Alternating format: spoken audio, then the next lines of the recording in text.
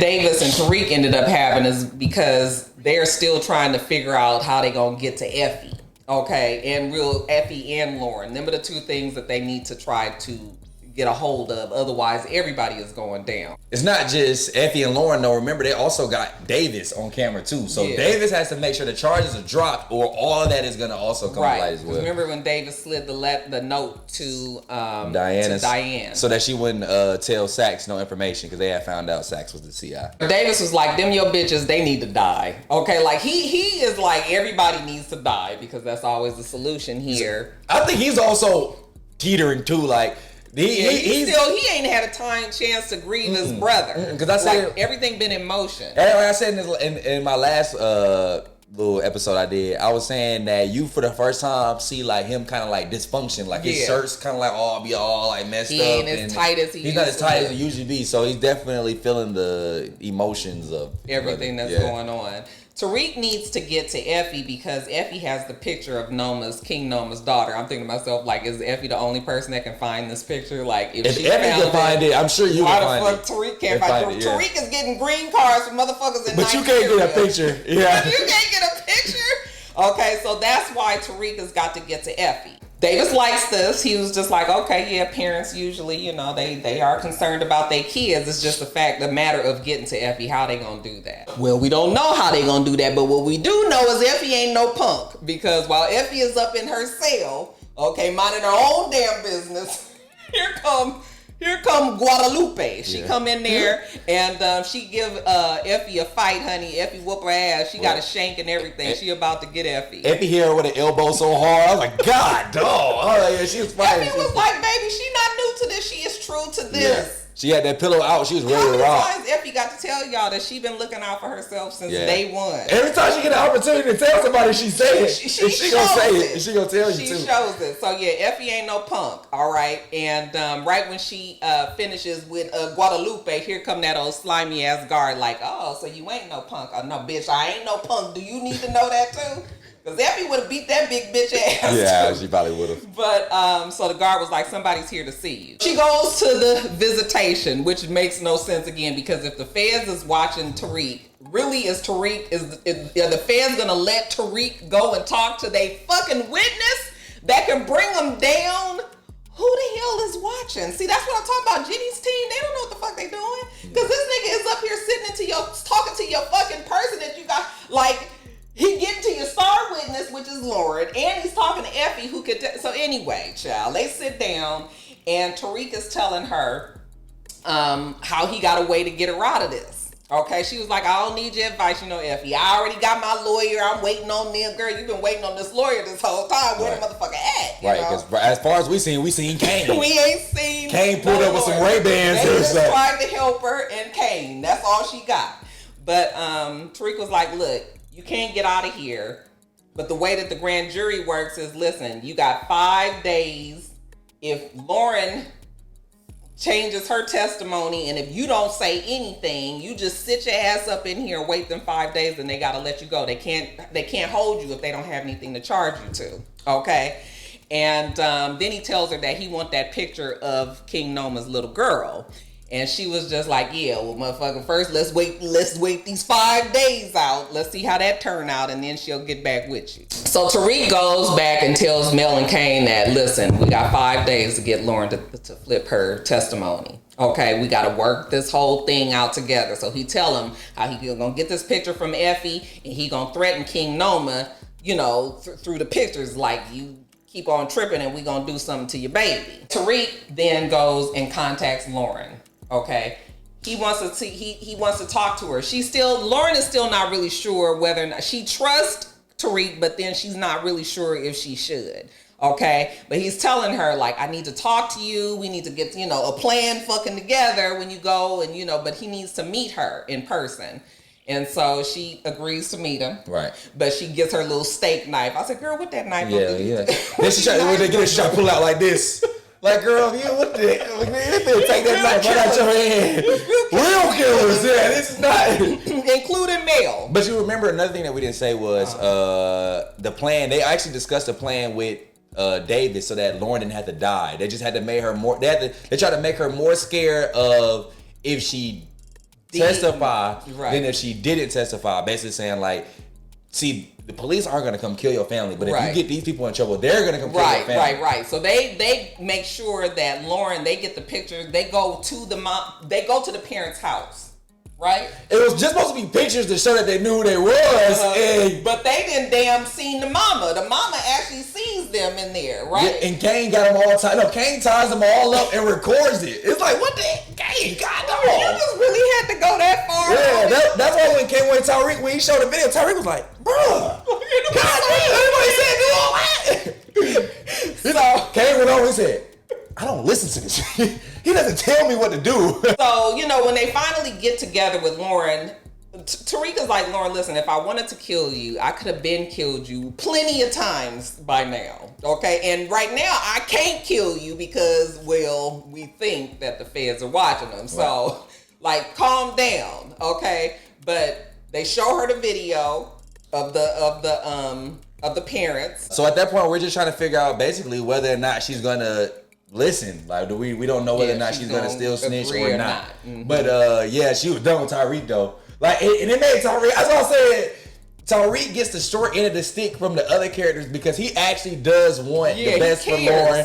And and Kane, like, so off the way it looks is, and off all the different stuff that Saxton told Lauren and all that type of stuff, you done got there, now Tariq done got your family held up. It just looks bad. Everybody, and it's funny because it always all comes down on Tariq, and Tariq is really the one that's trying to keep everybody safe and just be like, let's just do the job. It only goes completely wrong for him. About Mel and Kiki. First of all, I was just telling Joe, I don't understand why Kiki was even on the show because Kiki didn't make any impact unless they're going to bring Kiki back next season and maybe she's going to be Mel's love interest. Because it's clear that Mel and Tariq is going to be kind of on a team against everybody else. So maybe they're going to need Kiki to be like their legitimate contact or something. So anyway, she got to have more of a purpose than what it just is. So I don't think that she's actually just going to just leave. That's really, it's not. Anyway, so Mel is, Kiki is about to hit the road.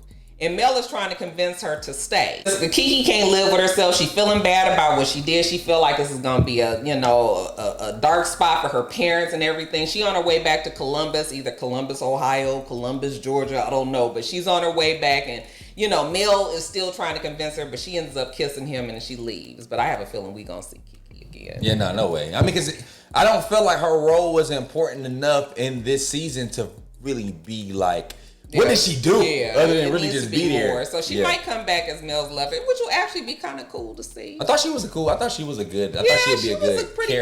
Good character. It's just that nothing happened with her. It's just she didn't have a purpose. Now we see Lauren. Lauren is like so disagreeable. Like she's just over everybody. And of course she's talking to Jenny and she's telling Jenny like, girl, you just want me to be testifying because you mad about your damn boyfriend. Okay. That you was mistreating and acting like you didn't even care about. You got your little nickname. I used to call her Sax Pimp. That was how I didn't know her name was Jenny. So I used to be like, Sax Pimp right back at it. Cause she would just talk to Sax any kind of way. It was just like, girl, did you really have a full breakdown cry when you saw the man dead? That should have been guilt. And that's what made me laugh because Rodriguez was like, Sax was dirty and going hard. She was like, but they see it, man. It was business as usual for extremely annoyed. She didn't care. And then she was just like, oh, so you guys really were an item. It was just like, yes. But what cracked me up was when Jenny was like, have you talked to Tariq? And it was just sort of like, why do you guys think that this girl hasn't talked to Tariq? There's been plenty of times that you didn't know where she was. I mean, even if it would have been that initial time that she talked to him, there was a time where they didn't have any record of where she was. And why is it so fucking easy for Lauren to slip in and out of this security from her security? Yeah. It's just like the prosecution. You already knew Jenny was gonna fail because her team is not tight. I was just like, that Jen is so stupid. But anyway, they are concentrating on Lauren and believing that Lauren is going to help them, when she testifies. So the time comes, okay, and it's time for Lauren to testify with the grand jury. So they have her up there on the witness stand, and Jenny is questioning her. And honey, long story short, Lauren changes her complete story. Woo-wee! Jenny looked like, man. First of all, Jenny is questioning her, and Lauren is not answering. She's just looking at her. And I think Jenny kind of already knew what time it was at that point. Her fucking notes and was just like, so previously, you testified that Effie knocked you out, and then drove the car into the lake.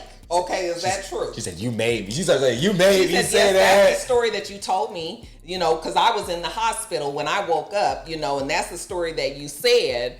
But Lauren's account is that, she was upset. She was driving in the car. She don't know. Maybe she fell asleep or something. And then the next thing she knew, she was in the hospital. And they told her that she had drove it. So while she's sitting up there completely debunking Jenny's, original feelings, original theory, that Jenny looked like she saw a ghost. I said, girl, this is the second time that you didn't been made up. That's a booty face, too. You just sitting there just... It was like womp womp. Well, yeah. Well, there's that. All that for that. And your case is blown. Your damn star witness has just completely changed her damn story. Yeah, you lost your boyfriend, whatever that was. Yeah. Yeah, Jenny took a big. She's one of these. You guys know that Junior is one of the investigators that's helping with the case. That's also Angela's nephew. Remember, so. After the case goes down in flames or whatever, he's still at the office. His mom comes up to the station, and she was just like, "Oh, I was just you hadn't come home yet.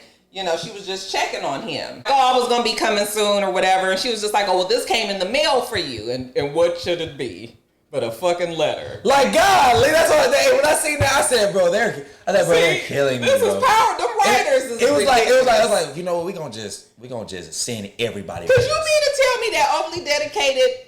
Now he might have thought about we gonna give him a little credit. He might have thought about Tommy. That makes sense. Why the fuck would you think about Junior? Yeah, like you're that's crazy. We assuming that they didn't say that the letter was from overly dedicated. But who else would it be? Who else is sending letters left and right like this? Okay, yeah, so that's just something to keep in mind for next season because we never found out what happened in that letter. So now that things is winding down, Lauren has did what she did. Tariq actually does text her like, listen, I was just checking on you, making sure that you was good. Like, I haven't heard from you, like call me or text me back. And she's at home. Her parents I'm sure they traumatized. They getting the fuck up out of there. But more than that though, like, I just thought that was so strange because it was like, you gotta realize their parents thought that their daughter was dead. Right. So like when they was home, it was still just like, oh, she was home yesterday, and the day before that, like she was just like, it was like, yeah, she been here all the time. Like, no, your dead daughter is back. And so they're about to leave. We're assuming that they're probably leaving New York. Her mom was like, "Are you ready?" And she says yes, and she throws the phone away. And so, you think Lauren is gone? Or you think she'll be back next season? Knowing Power, she'll be back next season, but if she shouldn't be back, she don't need to be back. This should be the end of it. It doesn't make no sense for her to still be there. She don't want to be with Tariq. Tariq got too much shit going on. There's no reason. And there would be nothing that will hold her back because she hasn't like done anything illegal. Right, so there would be no reason for her. Yeah, what would be the reason unless she's gonna turn to a life of crime and be with Tariq from here on? Yeah, which I don't see that happening. Won't happen. And other good news, Effie is out of jail. Who was picking her up from the jail? But Tariq, I was just like, oh, Tariq is doing her a solid.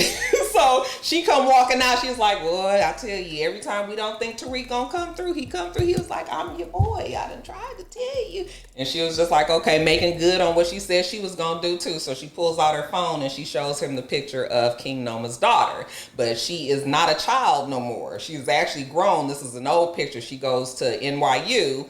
And she's about their age. So thanks, Effie. Okay, you did that, and she was just like, so that's it? Like, what's going to happen with us? Like, all that talk that we had in Paris, about our plans, like, all that shit is out the window now. And Tariq was just like, how am I supposed to trust you, Effie, with everything that's happened? Like, it's not going to go back to where that was. The best that Tariq can do for her right now is give her a ride back to the door. Which I feel like was reasonable because it's like, come on, bro. Like, you like, kind of tried to kill my ex. Didn't say anything. Right. Like, that's kind of like a crazy feat. Like, I think she's really down. And then you didn't say anything. So it was like. I kind of feel like Effie, she could have still fucked it up for Tariq. The fact that she ain't said nothing, I think that he owes her something. Well, he did. He got her out of there. He got her out. He got her out of there. So, like, that's what I'm saying. But I don't. I don't feel like he owed because she's in jail because she tried to kill somebody that he didn't tell you to do this. Right. So like that's where like my whole thing is like it's not like she went to jail for their drugs that they're both involved in. You went to jail for trying to kill my girlfriend. Right. So it was like I just feel like he could probably. I feel like they could still work together. At least he could work with her, but I think that she still has feelings, so maybe that would make it too difficult. I mean, I can see it. I mean, you just don't never know what power. I just don't see it. Everybody, by the time we get to the end of this episode, I'm gonna say this. I'm gonna really talk about it, but it just seems like it's everybody against them two right now, and I don't see it ending like that. No. And Tariq's definitely gonna have a love interest. So or 2 or 3. Yeah, that's what I'm saying. So that's that Diana whole situation. That's not done yet neither. Oh, definitely not. Diane, who's trying to have a relationship, like, no. I was like, the worst thing he could have did was slept with her that time. That girl ain't going nowhere. Now, speaking of Diane and Tariq. So Tariq is at the dorm. Diane comes. I was just like, she always comes at like just the worst time. Nobody feels like talking about this. But anyway, Diane is upset and was just like, why would you tell my mom that, you know, she was the one who found out about about Lorenzo, you know, that the mom was behind Lorenzo. And Tariq was like, I didn't tell her that. How could I know? Even though we know that Tariq had hid that file on purpose. But Tariq got a problem with the fact that Monet is the one that told Tommy where Tasha was. Which rightfully so. Right. He pissed with you too. He was upset. But we come to find out that Monet, remember when Monet was like, I don't know what the fuck you talking about? We'll come to find out that Monet did not go and take that letter to Kate. Actually, it was Diane. Okay. And the reason why she did that, Tariq would have, you know, be more motivated to even come after Monet. So really, Diane was trying to set up Monet. Really, Diane right now is our last hope. Okay? Her and Drew, though. Drew not playing with her neither. Drew not playing with her, but they still... Okay, well, we gonna continue on. As of right now, Diane still got blood in her eyes for her mom. So her and Tariq, they have this conversation and they come up with this plan because Diane was like, my mom is the problem. She is the reason why everything has happened bad in their lives, you know, this time. So Diane wants to take care. So they come up with this plan that they are going to kill Monet. She is going to lure Monet out and then... pretty much Tariq is gonna shoot and kill her. But like in typical power fashion, that don't necessarily happen. That don't necessarily happen the way they planned it. Don't happen at all. And necessarily go the way they planned it. Right, because go on. With that, when we talk about with our coincidental timing of power, I was gonna let you get to it. I wasn't sure if you. No, go on. We had it now. But it's a coincidental timing of power. So we get to the part where we have Monet and we have Diana. Diana goes to pick up Monet because I think, like, you know, Monet hasn't really had the opportunity. They haven't really had this one-on-one conversation that I think Diana was looking for. Talk. So Diana finally goes and gets her, and Monet comes and gets inside the car. And now all of a sudden, as they sit inside the car, Monet is, you know, I was going through a lot. I love you. Right. Blah, blah, blah. Right. So, oh yeah. So right. I love Zeke, but I love my kids and blah blah blah. You done had 500 million. You done told her to shut the hell up. She told her all type of stuff. Then right before you supposed to get killed, you got these heartfelt feelings, right? So now I'm like, dang. So now in my head, I'm like, dang, Diana gonna feel bad. Like, I'm like, dang, like what's gonna happen? Die. So then you just see his car come, and I'm now, like, granted, all this time, Tariq is sitting in the car. He's waiting for them to come out because the plan so he can go and walk up to the car and shoot Monet, right? And mind you, Tariq don't even know where Tasha at. Tariq has no idea where Tasha is. That's part of the reason why this is happening, because he don't know where his mama's at. All of a sudden, you see Tariq turn. And so fucking Nissan shoot up come flying by and just sprays the car. So then he like, Mom, like, and it's Tasha. She just keeps driving. And I'm we don't know it's Tasha, but we can assume. But you can see but you can't. I knew it was Tasha because you can see her head. Oh, like, you can see her head through the window. Okay. It's clearly Tasha's head. So quickly. Yeah, no, it's clearly Tasha's head. So he like, oh crap, like. So of course, Kane had ended up coming out too. Didn't Kane come out?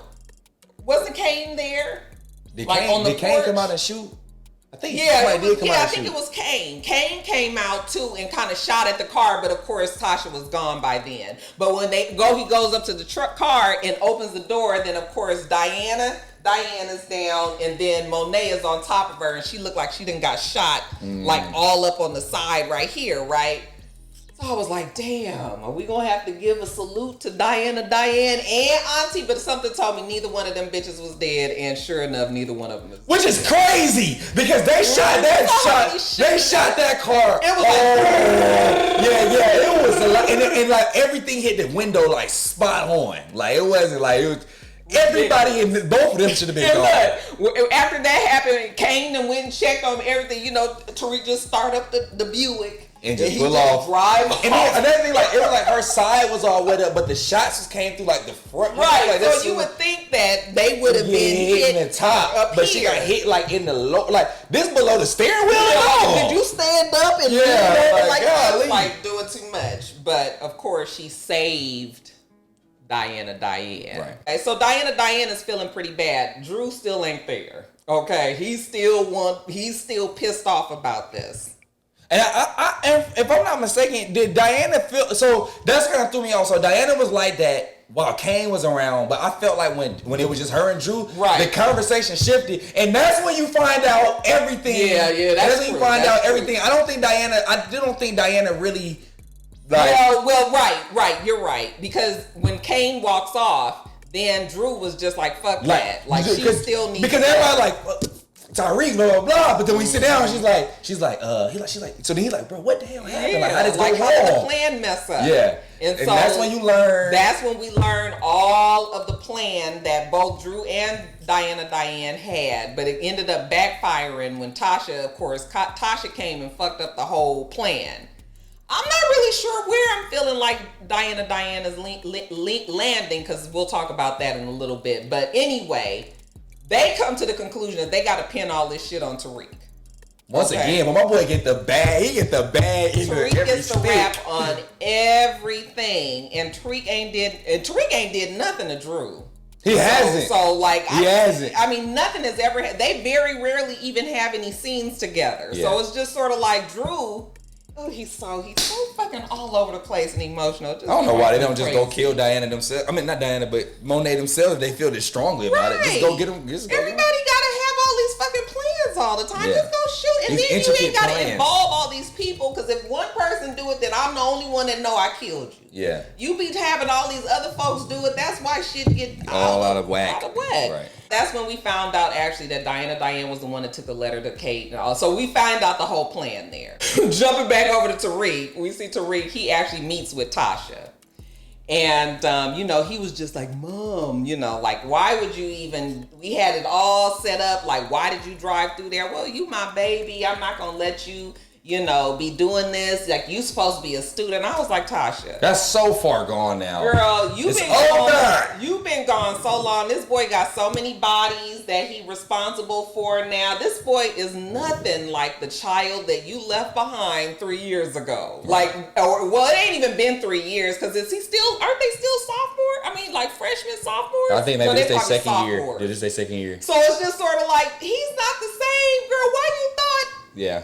That you was saving him. Tariq got this shit better than. He the reason why you still fucking alive. Yeah. Nobody's really giving him credit though for the mastermind, because he really makes stuff happen. 19-year-old college student. This nigga is running the whole thing. Yeah. He's the one that's coming up with all the plans. Like, you gotta hand it to Tariq. As much as people don't like him, well, I think more people like him now. Yeah, definitely. Tariq be making this shit happen. Yeah, he's smart. He's like his dad. It's just that he's not as cutthroat as Ghost was. Yeah. Ghost did what he had to do. Yeah. Okay? But Tariq cares. He wants his family. And I think Tariq probably is ready to get out of it now. But he just so can't far now. in. Yeah, it's just so far in. Anyway, he's trying to explain to her about King Noma and Mecca and all of this. And, he got a plan for it, but he just needs money because he needs the power. Like, he needs something that's going to help him get through all of this. Well, you ain't going to get it from Tasha. And that's where that's also the scene where I found out he lost his trust fund. That's when I officially found out that, oh, dang, he don't have none of that money no more. Oh, yeah, money is gone. But, I mean, she was sort of like making it seem like, well, how do we get it back? I was like, girl, ain't no getting back. Yeah, that's over with. So she was just like, you know what? She gonna come up with this plan. You know, you need to get close to Noma. And then that way you can work with Noma and we can just clear, you know, just get rid of all of the other people. Okay? Is that what she said? Oh my dad, but I know that's why he go to Noma. Okay, so now we have the scene where Tariq actually goes back and he's talking to King Noma. So he tells King Noma that he want to work for her directly. You ain't got to be fucking with the Tejadas and the Castillos and the Russians and the whatevers, the street boys, everybody, Jamaica Avenue brothers and all that. Just work with Tariq. She's sort of like, well, now why would I do that? Because Tariq makes things happen. You know, King Noma was just like, oh, you got all these moves that you're trying to make, you know, now that Monet has been hit, okay, that you wasn't successful at, and Monet is still alive. Okay, and then Kane and Drew is there. So they come out the back. And I was like, okay, now what is this exactly? Yeah, when everybody started popping up, I was like, oh, Lord. We got Kane and Drew show up. And then when Diane came up, I was like, oh, Diane. And Tariq was like, tell him what? Like, tell him the story. Like, tell him the situation. Really about to do this to your boy? But still, one little small part of me is hoping that maybe this is still part of Drew and no, because they said they was gonna put it on. They had to. No, they had to. Yeah, their whole plan was to put it on him initially. They thought Tariq was just gonna actually kill her. He didn't actually end up doing it. Mm-hmm. So they had to put it on her. I mean, on Tariq. And then when Tariq decides to pull the last card that he has left, which is King Noma's daughter. Then who come out the back but Effie? Damn, Effie. That's what I was saying. I was like, this show is so crazy because I'm just like, that none of that. It just doesn't. Why would you side up with the people that's been roped up the most to me? Like Effie, fresh out of jail. I didn't think that Effie. I didn't see that move coming, but Effie was just like, oh, she promoted me, and I'm gonna be working with her, you know. So basically, and of course, you know, Effie is scorned. And then like, why would you even trust the person that showed this other person who your daughter was? So that's just like, I don't know. Right, yeah, I'm sure King Noma gotta be strong, smarter than that. Like, she got this whole crew of people that work for her, but she can't really trust them. Yeah, I mean, you just see them just split teams immediately. Right, so, you know, none of the plans that Tariq has is going to work, okay? And right when it looked like the shit is about to go down for Tariq, next thing you know, we hear some gunshots, baby. There go me. No, the lights go off. Oh, yeah, that's right. They shut the lights off. They shut the lights off.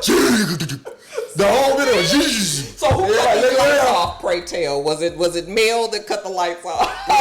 Then all of a sudden he hit the corner. He's like, oh, and then I couldn't say it looked like he shot Kane. Yeah, he did look he shot Kane. It was all this shooting going on, and turns out that it's Mel coming in there to save the day. Boy, I ain't gonna lie to you. Unfortunately, that scene had been spoiled for me because, you know, it had leaked before, and I had seen that on Twitter.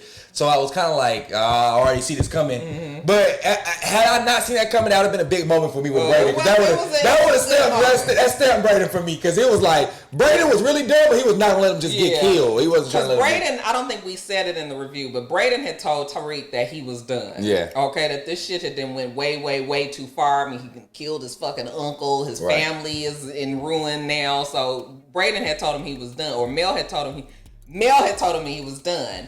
But Mel couldn't leave his homeboy out there just, you know, flapping in the wind. So Mel comes in, saves the day. And then they just pull off. And then they just bone out. They get in the car and they driving down the street. And Tariq was just like, you know, like, where did you come from? Like, how did you even know to come? And a good old machete crew. Machete I'm starting to rock with T'Challa. I call him T'Challa. Machete crew didn't let Mel know. You know, he did him a solid because he real. He was just like, you know, he got the green cards for me, so just let your boy know that they about to ambush him at the warehouse. Okay, so that's when Mel decided to go down there and help Tariq. And now it's just look like it's Mel and Tariq against the world because all of Tariq's team is now going against, I mean, they all been lumped up with Noma. Monet is in the hospital, but the bitch ain't gonna die. No, she's not gonna die. And now it's gonna be them too. And see, so now here's my theory when we were talking about the time. I've been waiting the whole time to say this. They don't have nowhere to go, and they can't stay in New York. I think New York is over with. They're gonna go where Tommy is. I think they're gonna end up with Tommy, and I think that they're gonna have something to do with this next season of Tommy's show. They don't have nowhere to go. Because they bring it. The fact that they brought Tommy on this show, it was just sort of like them letting us know that the contact is about to be. Because you gotta think, what did they really accomplish with Tommy coming back this episode? Like the last 2 episodes, nothing really actually moved forward in the story. Like, okay, we see Tasha, but like, okay, Tasha's alive. They're cool again. And Tommy's back cool with Tariq, but that was it though. It really wasn't much else behind it. But knowing the Power Riders, it might not have shit to do with nothing, because the Power Riders are so good at just doing something that don't make no fucking sense. Yeah. Now it would make sense for Mel and Tariq to go up there, but then it's just sort of like, what are they gonna be on that show and this show? I mean, I guess they could. I mean, Tommy on that show and this show, even if they're not on there for a long time, but they would have to. They have to go reset somewhere outside of New York, I think. But New York is the backdrop. That's why it's so hard for us to get used to Tommy being in Chicago. Well, that's what I'm saying. If you get him, if they go to Tommy's show for Chicago for a season and then able to come back or something like that, it's not like this. It won't be like Ghost is turning into the by the time we get this next season, they'll be back in New York or blah blah blah. Yeah, we'll see. Because they got to get a squad. See, the difference between Power and like we just said with like things like Snowfall is they don't do a lot in Power showing like the corners, like showing like their actual team. So to me, it just seems like the Tejadas are just 3-4 people, which is not that strong in theory. You know what I mean? They don't have a crew. It's not no whole bunch of people. Like in Snowfall, you knew exactly what blocks Franklin was like. You know, you seen the dude that dealt on that block. You knew exactly which territory is territory. Like you don't really get all of that. On here. This like show. They talk about selling drugs, but you don't really see a lot of drug movement. You know what I mean? Yeah. Mm-hmm. Yeah. So I mean, it'll just kind of depend on. I mean, we'll see. I am still feeling like this is the best of the franchises to me. You watch Kanan, right? You know, so I think that this is the most exciting franchise in terms of like, because I'm gonna be honest with you, Kanan doesn't, to me, Raising Kanan don't have as much like moments where you just be like, what? Yeah, like Raising Kanan is a lot more grounded of a show where things kind of make more sense. Realistic. And I do think that I like Joey Badass character on the show. I can't wait till that come on, but I do wonder, and I think it'll be a lot easier to keep up with the story. Like in Raising Kanan, I can kind of tell like the objective of the show more so. With Power, we're kind of just everywhere. Like Kanan, you kind of like his introduction into the game, blah blah. But because there's so many directions they can go with this Power franchise. But see, Raising Kanan though, you see Rock you see her in the place, like dealing the drugs. They done made the connection where the drugs come down from here to here. Like it's more in depth with the actual process of the drugs, and it's not just them mentioning, okay, we're doing this. That's really about it. Right. You see a little bit of white every now and then. It's definitely not the same writing team. Cannot be the same people. It can't be. Actually, I think they said that the people that wrote for Empire wrote for this Power. So it looked like I could believe that too. But I do like Power though. I do enjoy Power. I do like it because that's why I enjoy it. But I just feel like you can't compare it to them top tier shows because it has to be realistic for it to be. Yeah, for you to really just be saying because like, if we're just gonna ignore fake stuff, then you can do anything basically. Like this motherfucker could go take off and jump off a building and fly over to the next building. I knew what it was with Power when Tommy shot up the top floor of the penthouse with Proctor for 30 minutes, and then he just escaped. He like he in the middle. Shut the whole place up. Like he started shooting Proctor in the living room. Proctor dies on the back end of the house. Like Proctor makes it all the way through there. Tommy is walking too. Just through it, and he just makes it out. Like, okay, all right, well, okay, cool. Yeah, so I mean, it is what it is. But I mean, it's been a cool season. But I'm glad that it's ending right now because it was about to get to that point where I just be like, oh my god, like what now? You know, the fact that, especially when Junior's mom showed up at the damn station. It just be a lot of it is. Why do we even have to look at you? But I think they capitalize off of people who don't really care about. Like they just like stuff. People just like to see the most dramatic stuff possible, and people really like, which is cool. But I just want y'all to know because I know how I feel about Snowfall. So I tell people, I was like, you don't compare them two shows because it ain't the same. No, it's absolutely not the same. It's not the same. It's not even the same as Kanan. No, it's not. I feel like Kanan is a more reasonable comparison to Snowfall, just because at least Raising Kanan is a lot more serious in terms of the scenarios. Yeah, Right. So I mean, it still has this little bit of its power element. Like but Kanan is because like when Joey Badass character, I can't even remember his name because the show ain't been on in a minute. But remember he came and saved Rock at that last second. Unique came and saved Rock at that last second. So I rock with Unique, and that's gonna be a good season. I think that's gonna be really good to review. Well, I think everybody ends up liking Unique better than they like Rock. Oh, Rock he can act though. He can act though. He's a good actor. He can act. Rock is a bad person, but she didn't. And I feel like Rock got the short end of the stick after once Kanan kept like, "Hey, I'm gonna be in the streets. I'm gonna be in the streets. I'm gonna be in the streets." She really tried. She really was like on him about not doing it. Right, but once he said he was in, she was like, "Nigga, you in." All right, well then you in. Yeah, right. Like, there don't say you in and you not in because baby, you in. Yeah, you in. She won't even let her damn brother go. Yeah. So, yeah. Like, yeah, this mine, nigga. Oh yeah. He said, what she said? She said, you gonna let your balls drop, nigga. This my shit, nigga. She went in his studio. Oh, now this all of this here. This is mine.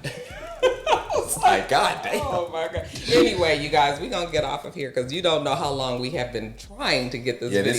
This has been a work in hours with an S on the end. What time is it now? It's 4:25. This started about 2. Yeah, it's 2.5 hours. I appreciate it. Thank you, Mr. Joseph, for joining in on the review today. And we'll maybe try this again once in the future. Yeah. All right. But anyway, you guys, I'm going to get on off of here. Make sure that you thumbs up the video, comment, subscribe to our channels. I'm itsRox. The channel's itsRox, and then Joe's channel. It's an easy 10K podcast. That's what it is. Everything else we do will be in the bottom bar. All right. So I hope that you have a wonderful, wonderful rest of your day. I plan on doing the same. Till next time, rock stars. See you. Bye.